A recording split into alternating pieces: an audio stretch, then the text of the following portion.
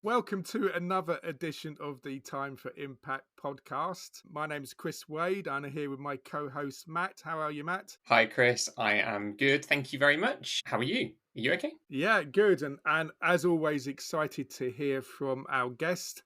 And we have one guest today, as always, bringing us something innovative and some fresh thinking when it comes to volunteering and volunteerism. And I think today is very innovative to the point that we were discussing before we even started how much this is volunteering and how much it isn't. So how much are we pushing the boundaries today?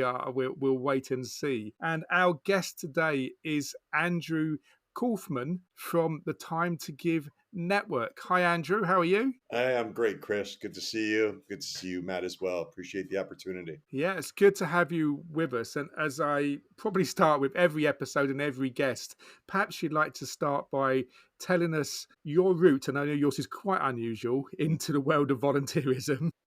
And obviously about the Time to Give Network. Happy to. Yeah, this has been an interesting journey for me. Only really moved into the third sector about 2 years ago after spending my career in financial services space. I used to be a trader back in the day, and as you could tell by my subtle accent, I'm American. I moved to the UK about 15 years ago and been up here ever since, and just love living here. But from the financial services world, after my career in trading, I then moved into FinTech, mostly in a sales role, and spent the better part of 30 years doing that. And it was as a result of my 30 years of sales that I happened upon a pain point that I really wanted to address. And that pain point was what begat the Time to Give Network. And just by way of background, the Time to Give Network is a community interest company, limited by guarantee. Decided to go that route because it just felt right. This is as much a legacy play for me as anything. And also, I just thought that since we are keen to partner with CSR executives, being able to approach them as a community interest company, as a non-commercial entity, was something that was just also not only felt right, but also I thought might expedite the process. And as I've tried to grow this, also made my life a lot easier reaching out to people to say, hey, can you help me to bring this altruistic venture to life? Rather than, hey, can you help me get rich? So that's a big part of why we did what we did and the way we did it. And then, as we'll probably talk about later, the way we set it up was to have any excess revenue that we generate over and above our operating expenses get distributed to charity. So, and even on top of this community interest company model, we put in a voluntary stewardship and advisory board. So we have some C-level folks who are on our stewardship and advisory board, who ensure that the Time to Give Network stays true to our mission and doesn't deviate. Because if I'm not here, I still want to make sure that Time to Give Network lives up to its purpose. And the purpose of the Time to Give Network is not only to raise money for a wide variety of charities, but also to facilitate valuable connections. And those two principles are what underpin what we're doing here. Brilliant. And we'll come back to particularly those connections, I'm sure, as well as we go on. But do you want to tell our listeners who have not heard of the Time to Give Network? I can't believe there isn't anybody, but there will be some. Do you want to tell us how it works? Yeah. Absolutely. So Time to Give Network addresses one of the biggest challenges that I had in my career in sales, right? Which was timely access to the people that I wanted to talk to. Right? How do I get in front of that COO? Or how do I get in front of, we were selling into the asset management space predominantly. So how do I get into that head of operations, that person who is overwhelmed by unsolicited queries? I was just talking to a COO of a hedge fund yesterday who says he gets on average 200 unsolicited queries for his time. I was reading a report that said that budget holders and executives typically get an average of 147 unsolicited inquiries a day. How could I possibly stand out from that? but I still had a job to do. And I'm sending pithy emails and relevant LinkedIn messages and trying to call and just yelling into the void. And I had a job to do, and it made my job very difficult, but they had their job to do, and they're very focused on business as usual and not really interested in entertaining a call from someone, especially if they're not looking for what I have to say. So that was the problem that I wanted to address: access in a timely fashion. The model that we created is actually inspired by Warren Buffett. So Warren Buffett for 10 years auctioned a lunch on eBay, and he raised over $50 million for a charity called Glide in San Francisco. And I've always loved eBay, right? Even the early days of eBay, I loved eBay because eBay allows you to realize the intrinsic value of whatever it is you're looking to sell, whether it's a car or candlesticks or whatever the case may be. And I thought, well, what is the most valuable commodity out there? And the most valuable commodity is people's time. So I thought, well, why can't I take that Warren Buffett model and make it a universal offering, right? Productize the Warren Buffett model and say, you don't have to necessarily be the master of the universe. You could just be any in-demand executive or any in-demand person for that matter, and take advantage of the fact that people want your time. You have a very limited amount of time, like Warren Buffett, but you're willing to set aside a bit of time in return for a charity that's near and dear to your heart. So that was the genesis of what we came up with as a team in order to be able to say, here is a way for you, any individual, to be able to make an impact at their convenience and take a meeting with someone who is especially keen to meet with them while raising money for charity, but taking complete control of the situation. Right? And I was, again, reading from your site and watching your video and saw that the NCBO survey back in 2023 said that 1/3 of volunteers have an issue with the fact that they don't want to make this ongoing commitment. The beauty of Time to Give Network is that they maintain control. As and when they choose to make themselves available, that is when they make themselves available. And they're raising money for charity rather than doing time-based volunteering, which is not necessarily as impactful. And it doesn't matter necessarily what the charity needs from them. It doesn't matter what the skills are that the charity needs from them. They're raising money for the charity. They're not offering their expertise. And I think, especially now in these days, money is probably the most important thing that they could hope to benefit from their supporter base. So we took the Time to Give, we took the Warren Buffett model and we productized it. And we added controls to it because I never understood how Berkshire Hathaway was okay with Warren Buffett just meeting anybody that happens to be the high bidder. There was just no controls around this. And since we're predominantly focused on the financial services industry at the outset, there's a lot of issues around compliance and things like that, where you can't just rock up and meet with anybody. Your company's not going to be happy about that one little bit. So we built in a model where anybody who wants to meet with one of our time givers, as they're called, right? There's two participants on the platform. There's time givers and time bidders. But we need to make sure that the time givers have the complete control, not only around the timing of their meeting, but also around the charity that they choose and also around the donation amount that they seek. Because as opposed to the Warren Buffett model, which is an auction, we're just using a buy it now model. We can do auctions, but they're a bit messy and unpredictable. So it's just easier for people to pick their own price, a donation amount that they're happy to generate as a result of offering their time. So, but in our model, those who seek access need to send a message to the time giver via the platform with a note saying what they'd like to meet about. So not only does the time giver see the note, but the time giver also sees the profile of the individual that is looking to meet with them. And they have the ability to say, I'm sorry, but I have a compliance issue, or I don't want to waste your time, which is important for both parties, right? Just because somebody wants to meet with someone doesn't necessarily mean that it's a good use of either of their time. So if the time giver feels that it could be a good use of their time and they are willing to take that meeting, then they accept that meeting request. Then, and only then, is the time bidder able to make a donation to that time giver's charity of choice. we then do an information exchange between the time bidder and the time giver so that they can communicate directly. Time to Give Network is really just a broker at the end of the day. Again, not dissimilar to eBay. In fact, sometimes we jokingly call ourselves the love child of LinkedIn and eBay. So once the information is exchanged, then the time bidder can work with the time giver to be able to schedule the meeting. They can set an agenda. They can ask some questions in advance in order to ensure that that meeting is as impactful as possible for both parties. And then once that meeting happens, then it's up to them whether or not they continue that. It's up to the time giver, really, as to whether that continues or it's just a one-time thing. So while I was looking at it from a sales perspective, I always joke that, nobody ever went to Warren Buffett with a PowerPoint deck. It's not just about pitching. It could be about expertise. It could be about networking.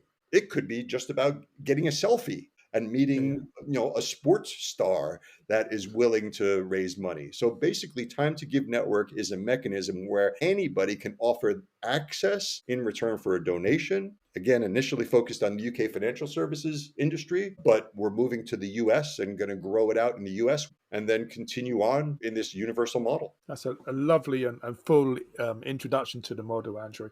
Thank you.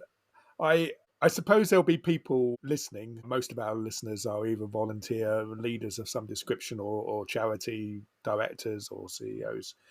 Um, probably like us actually, because we had this conversation, didn't we? Not that just before we started recording, thinking, well, is this a fundraising exercise? Is this a volunteering exercise, or even does it matter?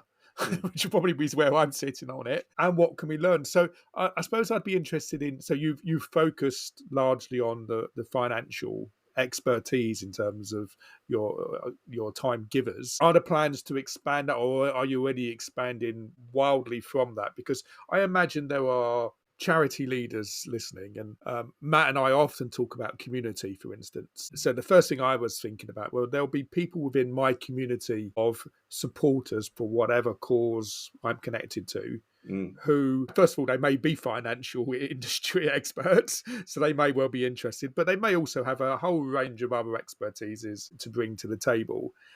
It feels like there might be an opportunity for them, for instance, to be saying to Fred or Georgia or Sandra, or whoever these people are, as well as being a great supporter of us, would you mind joining up the Time to Give network, offering a bit of your time to our charity? It feels to me it's just a new way for people, perhaps not as their core connection to their charity, but as an extra connection to their charity to give some time back to the organization. Yeah. So the financial services industry, I guess, is a bit of a maybe is a misnomer there, right? It's not just Yeah. about financial advice. Now, for me, when I was in FinTech sales, we were selling post-trade solutions. So to me, the head of trade operations was the object of my desire, right? So in that model, it's really anybody that works in this industry has initially been the focus. And honestly, the reason why we focused on the financial services industry, because that's where the bulk of my connections were.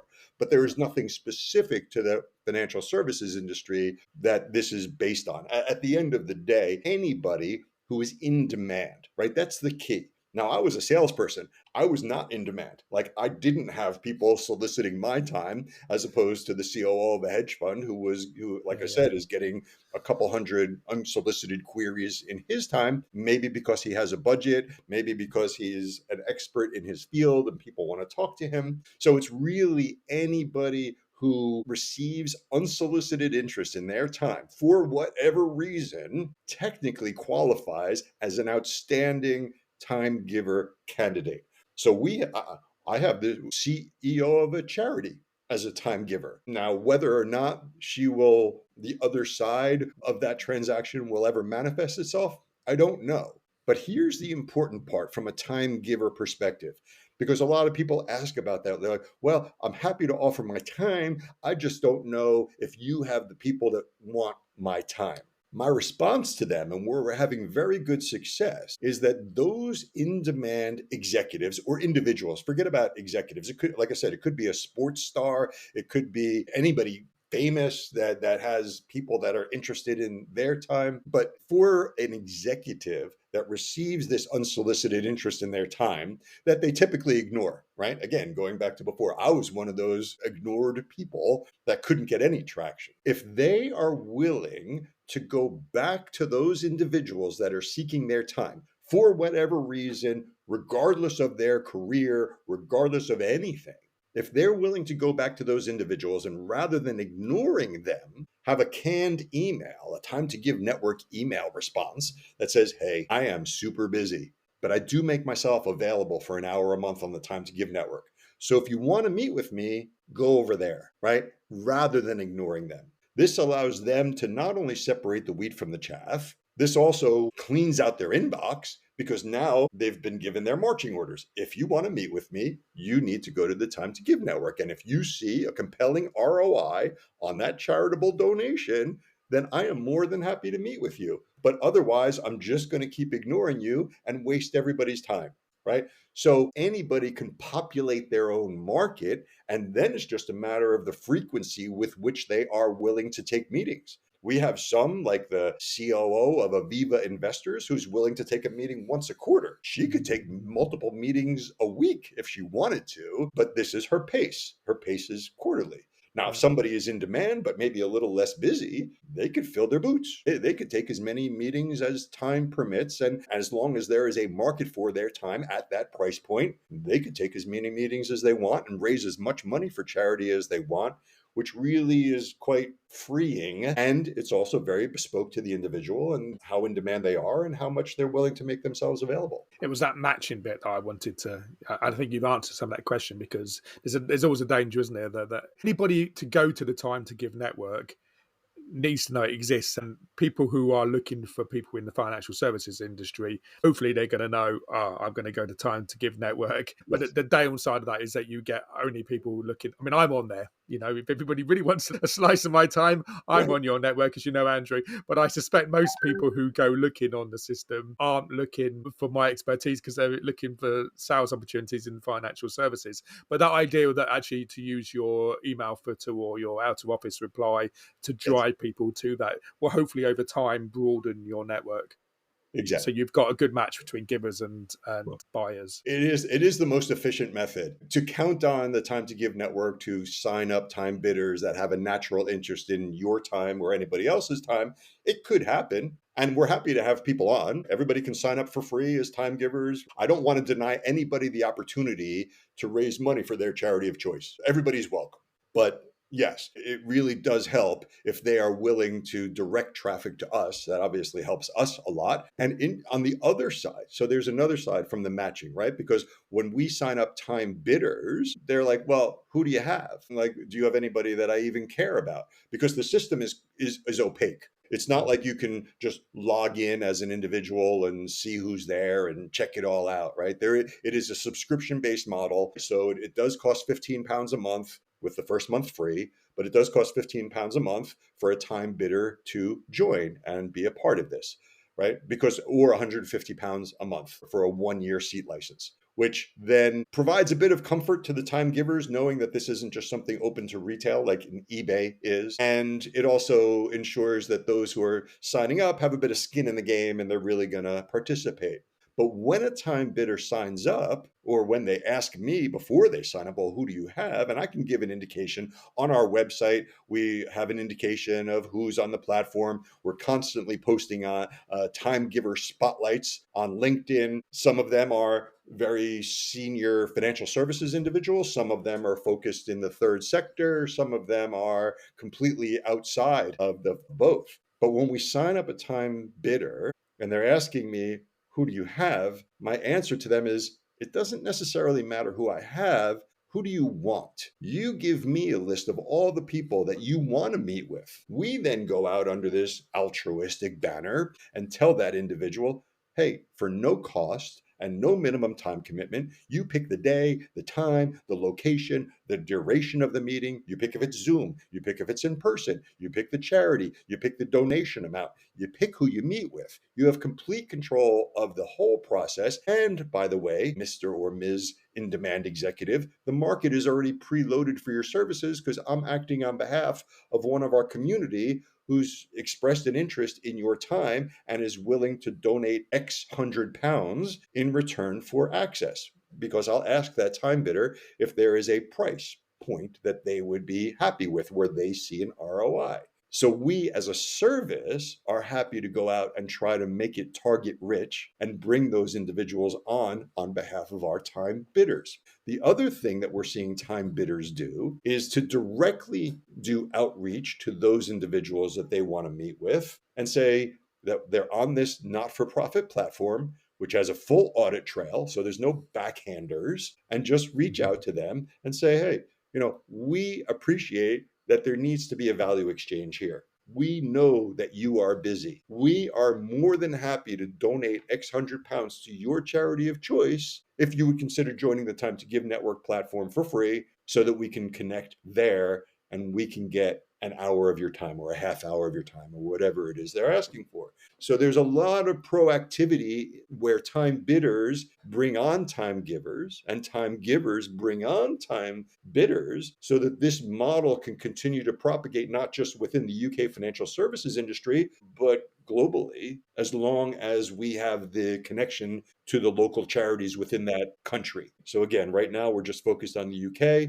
By the summer, we're going to be live in the US, where we're going to, again, add 1.5 million charities and a market that is very receptive to this model. And we hope to be able to make a huge impact on the world if all goes to plan. This reminds me a little bit of it's an old report now, actually, and it's a 10-year-old report. I think it's his 10-year anniversary this year, and a new one has come out. And it was a report called it was by an organization called NFP Synergy, who are now called NFP Research. Shout out to them. Great report if you're interested in this kind of thing. But the report 10 years ago, I remember reading this at the time and was pretty inspired by it. It was called The New Alchemy, and the concept, and this built on a piece of research 10 years prior to that as well. This piece of research in 2015, basically the concept of it was that, like, giving time is this kind of alchemy, basically, where it turns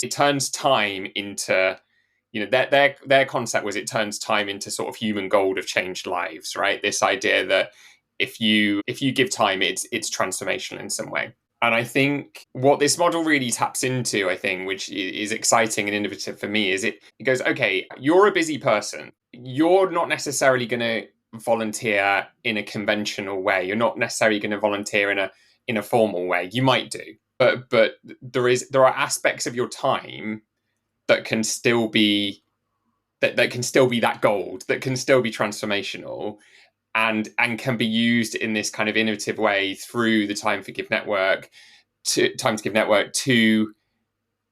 transform lives through that money that's generated through charities, and your platform being the sort of the broker in the middle of all of that. I think that is a really interesting concept. I guess sort of coming 10 years on, and which I think is also really interesting and maybe speaks to your platform a little bit as well, is this idea that I think one of the themes in the most recent research piece they've put out, which is called Time for Good, interestingly, is that volunteering is not just for charities. And I think, we as a sector have probably thought of volunteering in a particular way for quite a long time, which is you give your time either informally in your community or you give your time formally to a charity or organization. This seems almost like a third way, which is like you give your time to someone in exchange for money that will do the good. And I just think, maybe as people are interested in volunteerism, the thing maybe we need to think about a bit more is like that time. How do we transform time into good? Back to, how do we transform it into the gold that New Alchemy was talking about? And I guess being more open-minded that there can be lots and lots of different ways of doing that aren't just the traditional method. And the Time for Give network really seems to tap into new approaches to that. And that we as volunteer professionals don't have to be at the heart organising and coordinating all of that activity too is really important, I think. Yeah. It was important for me to not charge the charities because there are models out there and that do charge charities, and some models are doing a lot of work and burning a lot of cycles on behalf of the charity, and they need to keep the lights on, and that's fine. We think that we've created a model, whether it's through time bidder fees or sponsorship, which is another big part of our model from a revenue stream perspective, and companies that are interested in aligning themselves with Time to Give Network in return for branding and having their logo on our website and getting LinkedIn love and however else we can support them. But we're also especially keen to support the charities and provide them with this new revenue stream. And now, because again, I was not involved in this third sector at all until 2 years ago, right? So it's been a very interesting learning experience for me. I've learned about charities and their level of conservatism, which is sometimes a bit frustrating. But I've also now, as this is live and we have case studies and we've facilitated dozens of connections and it's a tried and true model, there seems to be a higher level of receptivity because I want to work directly with the charities because charities have no shortage of in-demand trustees and other sorts of supporters. And in my conversations with the charities, they indicate that their supporters ask them, they say, I'd love to find other ways to support you other than reaching into their pocket. And they don't necessarily have a good answer. But as long as that person has any sort of an ecosystem of people that want to meet with them and they're comfortable with this model, it seems like a super easy way for them to try to engage with these supporters, offer them another option, which they can accept or deny. But even if some of them are willing to do it, especially these trustees, almost by their very nature of who they are, masters of the universe type of people, oftentimes, depending on the size and nature of the charity, this offers them just another tool to find a new and free revenue stream that they can tap forever, and that would really allow them again to maximize the potential of their supporter universe over and above whatever those people are doing. So that right now, that's a big part of what I'm doing, and that's why I was super keen to talk to you both, is because most of your listeners, I assume, are either charities or volunteers for charities, and that community is something that, again, we're bootstrapping, right? How do I reach out and how do I make 27,000 charities aware of the fact that there's potential opportunity here? And if you have an answer for that, I'd love to hear it, right? Because the ability to raise mass awareness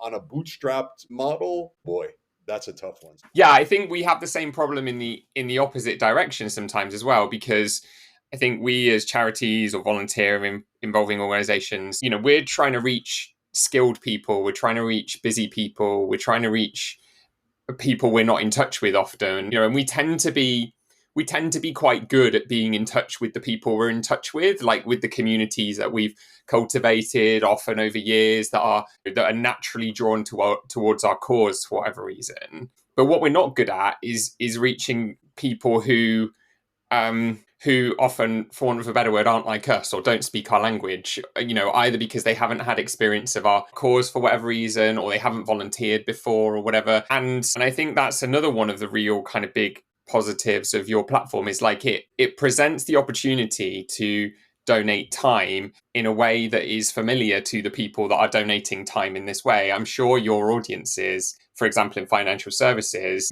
some of them have probably heard about the Warren Buffett model. Some of them, get, it's like, right, I am a busy person. I do get all these requests for my time. Wouldn't this seems like a really easy way to do some good. And I think that, there's probably something for us to think about there in terms of like how we rise to that challenge of like speaking the language of the people we're not in touch with, and that might mean different things depending on who we're trying to reach. But I think it's a perpetual challenge we're all grappling with as we're trying to diversify, who volunteers and how people volunteers, and make it as easy as possible for all kinds of different people to give time in different ways. One of the other analogies that I use is charity auctions, right? Where they'll have a charity gala and they'll have an auction and they'll auction somebody off. And again, I can compare this like an eBay to a boot sale, right? On a boot sale, then whoever happens to turn up, you're not necessarily going to get market value, but eBay allows you to get market value. So while it's great to be able to have, auction off a lunch of somebody or some sort of experience at a charity auction at a gala event, the This basically is for the other 364 days a year, where those people who are willing to offer their time or something like that, this is that mechanism, again, online to a broader audience to be able to, again, more fully leverage their supporter base. One of the phrases that we use is that we turn human capital into charitable donations. That's another way of one of our little taglines that we use. But we do just see this as an ongoing online means for people to do this rather than just that one time.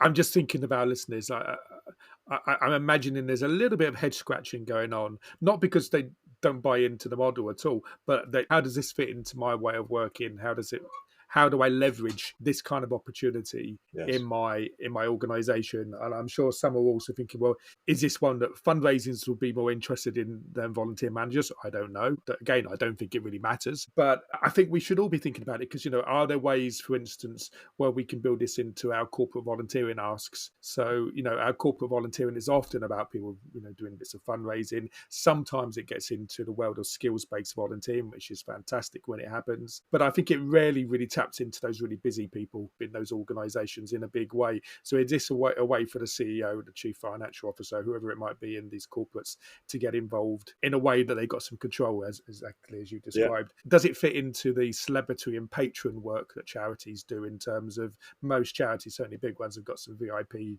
patrons, some or ambassadors somewhere along the line? They're very, very time poor people, generally speaking. It's quite hard to get a slice of the time. But is this a way that allows them to do something in a way that suits them, that they have control over as well?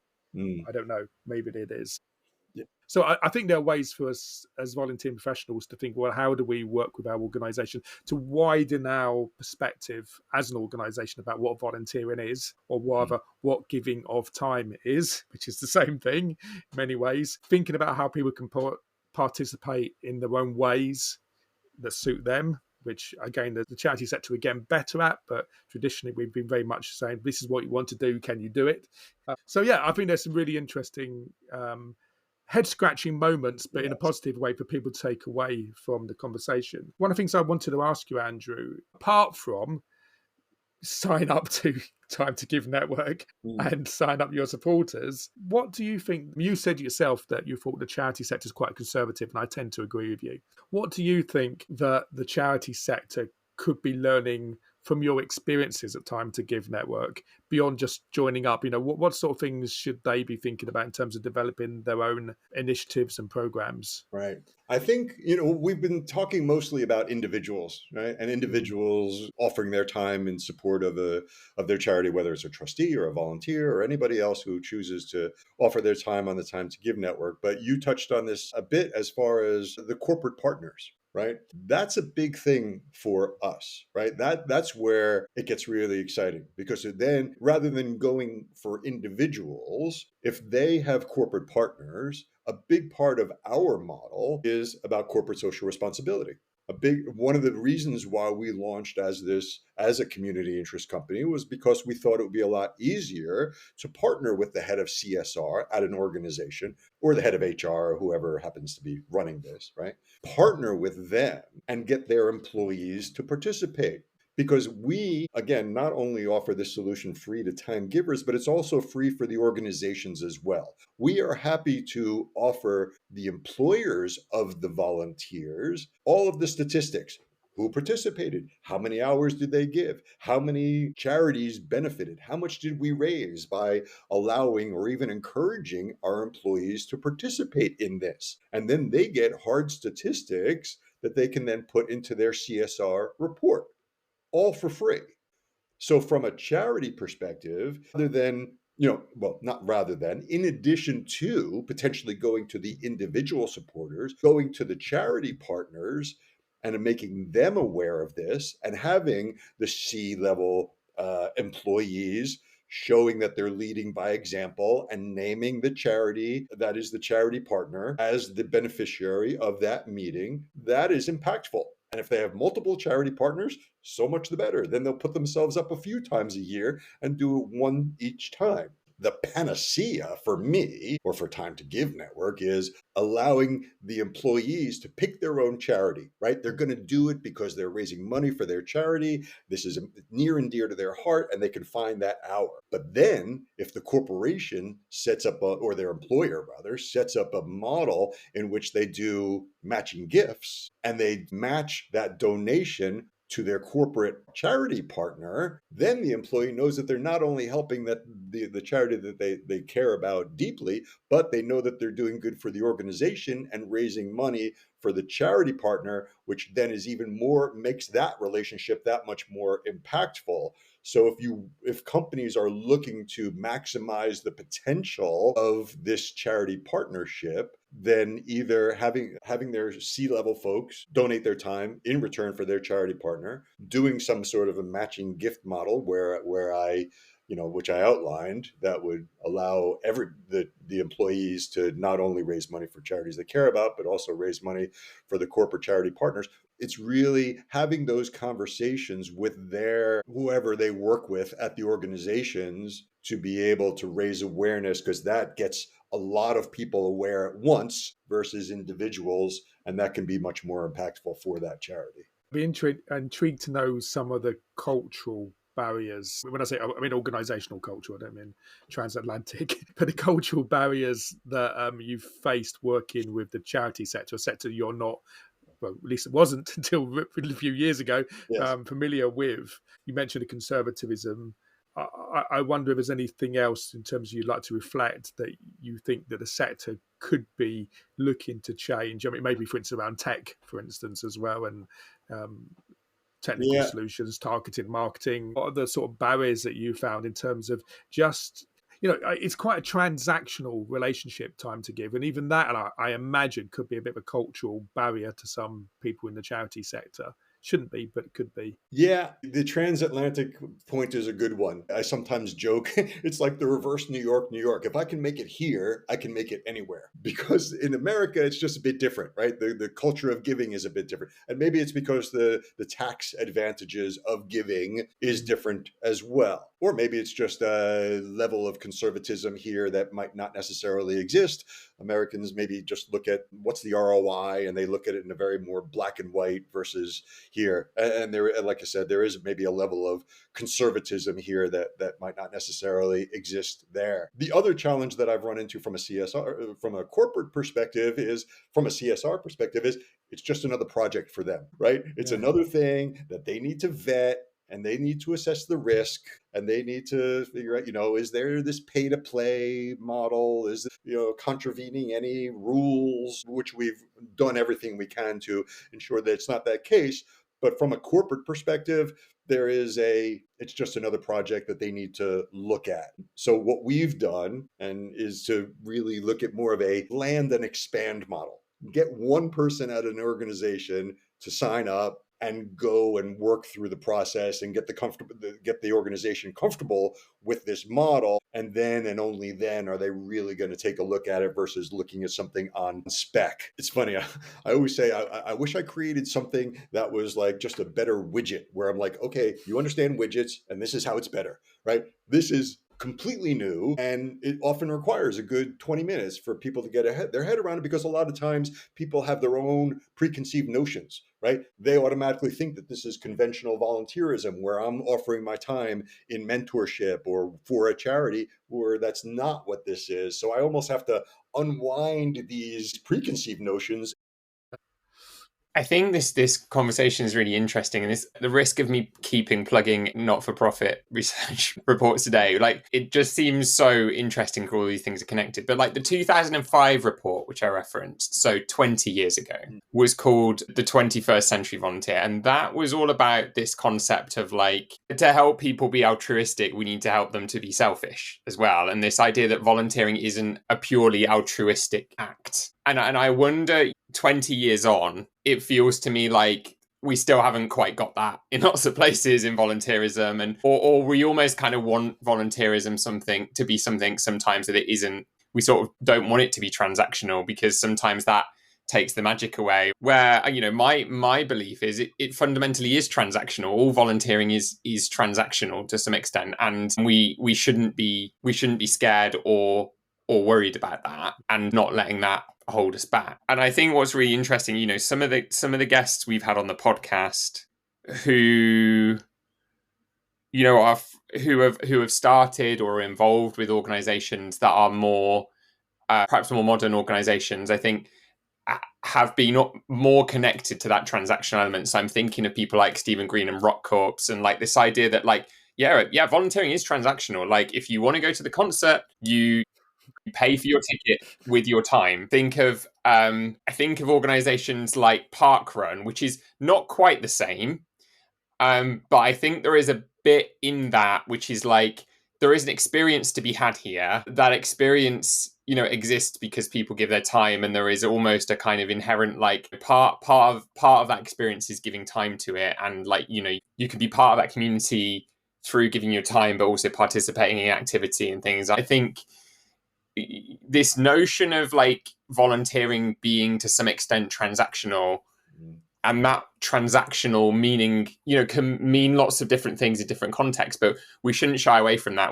We should lean into it, and we should think about how we can make the most of that in a positive way. And yes, the transactional aspect of it, and again, I don't know if this is a British thing or an American thing, but you are 100% correct that something just feels a little bit wrong, even though it's not wrong.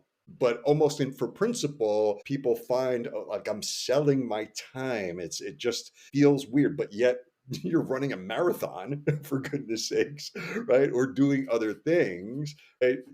Yeah, I don't have a retort necessarily for people who are taken a bit aback by the fact that it's just commercial and transactional and crass almost, right? Even though it's not, it's almost this knee-jerk reaction to this new thing that either people have to get over or they don't. The beautiful thing about this is Time to Give Network just needs to break even. I don't need everybody. We just need enough people to create that critical mass to cover our overhead.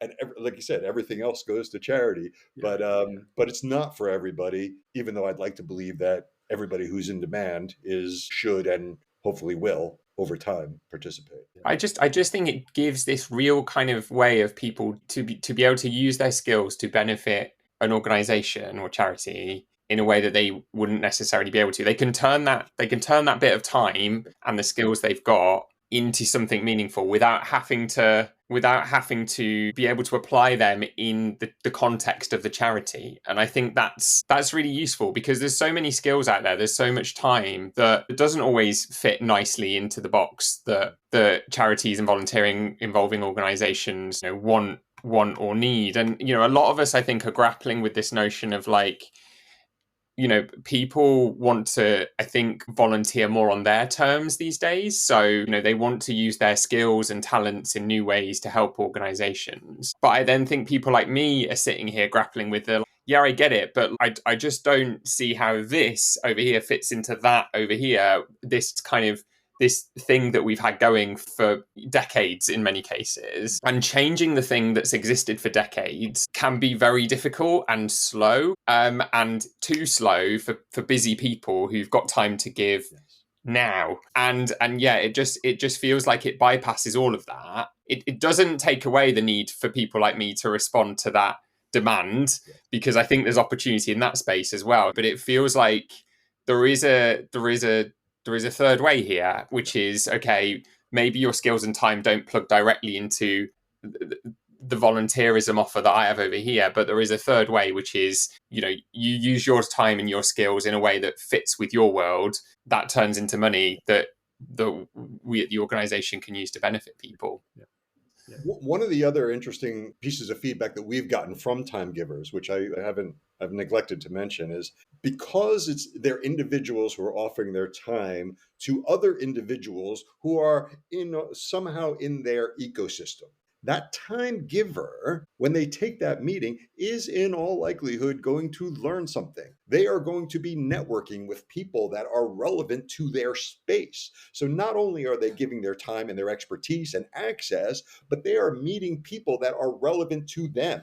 And now, who knows whether, if they lose their job, let's say, it's great to know a salesperson in that space who knows all the other people in the space that they already knew, or somebody who wants their expertise who's just tangentially somehow related to that person. It is a free way to network and give back at the same time.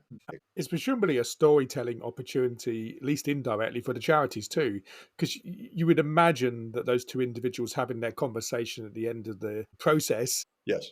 are going to mention potentially the charity that they're raising money for and the reasons why it's dear to their heart. So there's a storytelling opportunity there as well, I suspect. Oh, yeah.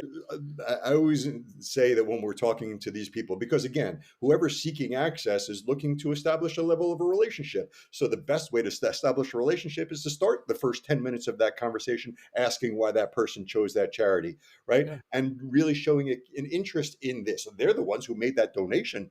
So they probably, and the charity now has a new donor. So they now have this new donor and they are able to talk about it. The other thing that we've been doing on LinkedIn predominantly is when a time giver signs up, many of them, we are doing spotlights on LinkedIn. We just did one on the ex-Lord Mayor of the City of London, Michael Manelli. This offers them the opportunity, when I do a spotlight, to highlight the charity that they've chosen. And on the platform, when you look at someone's offer, it has the charity logo right there, because Just Giving provides me with all that information. So they have the logo of the charity right next to their name, where they're able to really associate themselves with that charity, show their support for that charity, and raise awareness of that charity, which again benefits everybody. And to the volunteering managers, listeners, another reason why you have to get close to your fundraising team and all this stuff. It's you've got to be joined up and join your forces on these kind of activities to really leverage those connections and those potential supporters. Well, Andrew, I think we could go on all night, but we probably shouldn't. It's been brilliant. You brought something really fresh, and I think, well, almost unique to me at least, in the network. I think, as Matt said, you've suggested and created a third way or another way for people to really think about giving of time for the causes that we all support.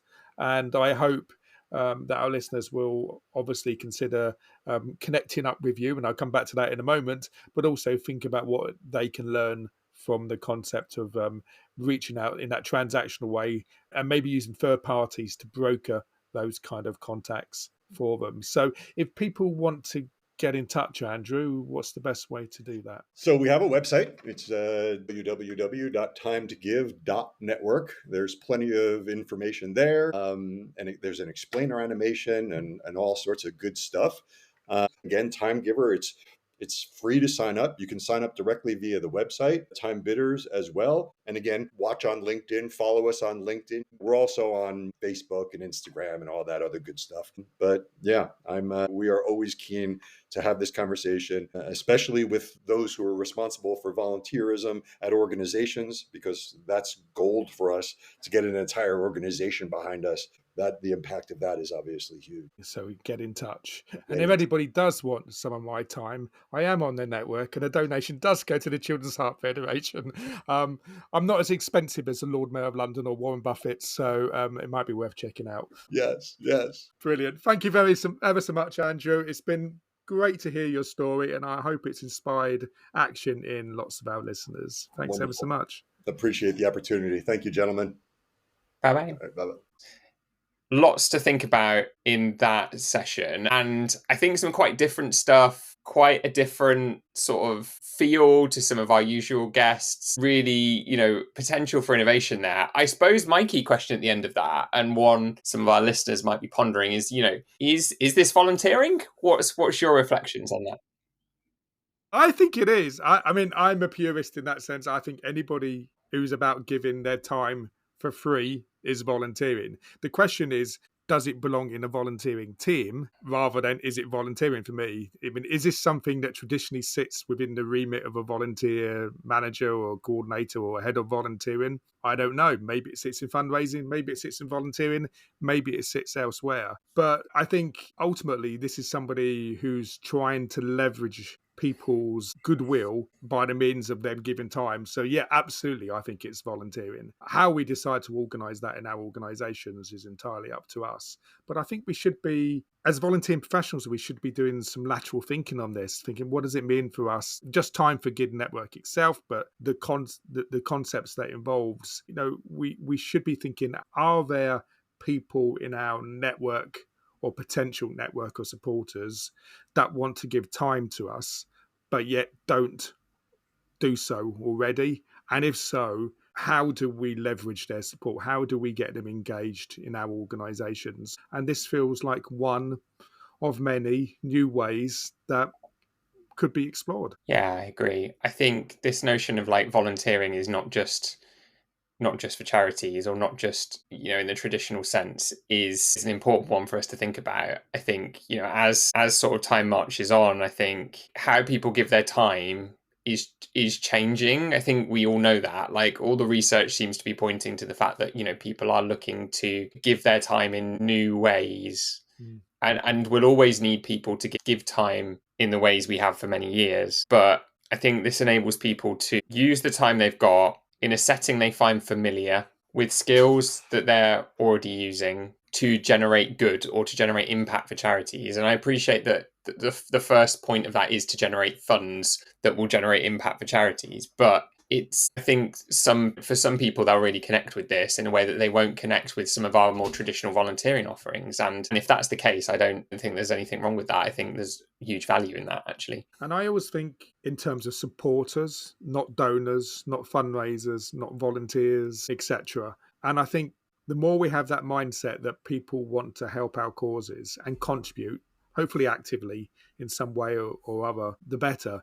And I think if we start putting hats on or titles and things, saying this is volunteering, this is fundraising, this is something else, I think as soon as we start departmentalizing it, we stop thinking of them as individuals who want to make a contribution. And I think we miss a trick. I think the answer is for us to be as joined up as we can behind the scenes in our various silos and departments in a way that enables people to give to their organizations, whether that's money or time, in the way that suits them. And if we get that right, then everybody's a winner. It's another way to reduce friction, I suppose, isn't it? If we talk a lot about frictionless processes for engaging volunteers, it feels like there's something in this about going, actually, if you remove the sign up for a charity, if you remove the need to do something you don't really understand, what are you left with? You're left with really transforming the time you have available, or you're prepared to make available, into the funds for charities, right? Like, it feels like there's not much frictionless than that, really, which is like, I've got this hour, I'm prepared to use it to generate some income. Like, it seems to be almost as straightforward as it gets in some ways. It's micro volunteering. Yeah. There we go. That's the answer, Chris. We've reached our conclusion. Brilliant. Wow. Thanks for another interesting conversation. Yeah, and hopefully others have found it interesting. If they have, please do leave us a comment. We like it when we get comments, preferably positive ones. And also, if you've liked this and other podcasts, I know I will say it, but please tell at least one other person and encourage them to listen to, and we'll share the learning as we go. Right, that's another one, Matt. Brilliant. On to the next. Bye, everybody. Bye.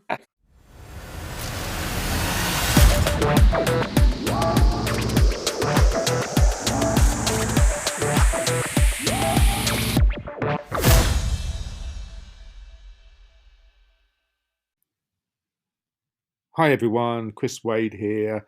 Just a quick note to say thank you for listening to this podcast. I hope you find them valuable and enjoyable. If you would like any help with any of your volunteering planning, your strategy on measuring the impact of volunteering, please remember that Time for Impact are here to help. You can find us, of course, at www.timeforimpact.co.uk. Thanks again. Bye-bye.